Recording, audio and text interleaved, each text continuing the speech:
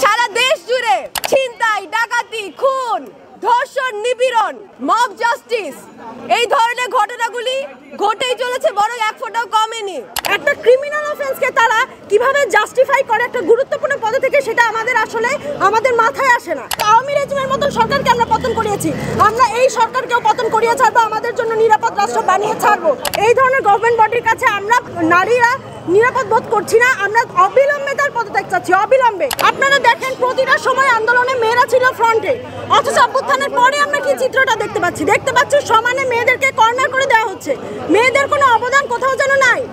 আমি খুবই দুঃখের সাথে বলতে চাই, আমাদের সরকারের উপদেষ্টা মণ্ডলীতে দুইজন নারী আছেন, আমাদের শ্রদ্ধেয় ফরিদা আপা এবং রেজওয়ান আপা। তারা কি নিজেদের নিরাপত্তা পেয়ে দেশের আপামর নারীদের নিরাপত্তা দেওয়ার কোনো প্রয়োজন মনে করছেন না? তাহলে আমরা গভীরভাবে তাদেরকে তীব্রভাবে তাদেরকে ধিক্কার জানাচ্ছি। এর মতন ন্যাক্কারজনক ঘটনা সেদিন আপনারা দেখেছেন এই লালমাটিয়া, এই শহরে, এই ঢাকা শহরের প্রাণ কেন্দ্রে কি করে মেয়েদের গায়ে হাত তোলার মতন ন্যাক্কারজনক ঘটনা ঘটিয়েছে মব করে। এইটা যদি আপনারা বলতে চান যে মেয়েটা কোনো অন্যায় করেও থাকে, সেটা একটা সিভিল অফেন্স, কিন্তু গায়ে হাত তোলা সরাসরি ক্রিমিনাল অফেন্স। একটা ক্রিমিনাল অফেন্সকে তারা কিভাবে জাস্টিফাই করে একটা গুরুত্বপূর্ণ পদে থেকে, সেটা আমাদের মাথায় আসে না। আমরা এই ধরনের স্বরাষ্ট্র উপদেষ্টা এবং এই ধরনের গভর্নমেন্ট বডির কাছে আমরা আপামর নারীরা নিরাপদ বোধ করছি না। আমরা অবিলম্বে তার পদত্যাগ চাচ্ছি, অবিলম্বে।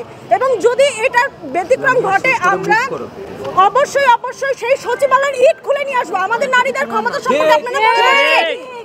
আমাদের নারীদের ক্ষমতা আমরা ঘরে বসে থাকার জন্য জন্মাই নাই, আমরা রাষ্ট্র পরিবর্তন করেছি। আমরা আওয়ামী রেজিমের মতন সরকারকে আমরা পতন করিয়েছি, আমরা এই সরকারকেও পতন করিয়ে ছাড়বো, আমাদের জন্য নিরাপদ রাষ্ট্র বানিয়ে ছাড়বো ইনশাআল্লাহ।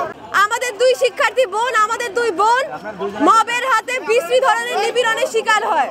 শুধু এই একটি ঘটনাই নয়, আপনাদের মনে করিয়ে দিতে চাই 5 আগস্টের পর থেকে, এমনকি ইন্টারিম সরকার ক্ষমতা গ্রহণ করলো জবে থেকে, স্বরাষ্ট্র উপদেষ্টা একবার বদলানোর পর থেকেও সারা দেশ জুড়ে ছিনতাই, ডাকাতি, খুন, ধর্ষণ, নিপীড়ন, মব জাস্টিস এই ধরনের ঘটনাগুলি ঘটেই চলেছে, বরং এক ফোঁটাও কমেনি।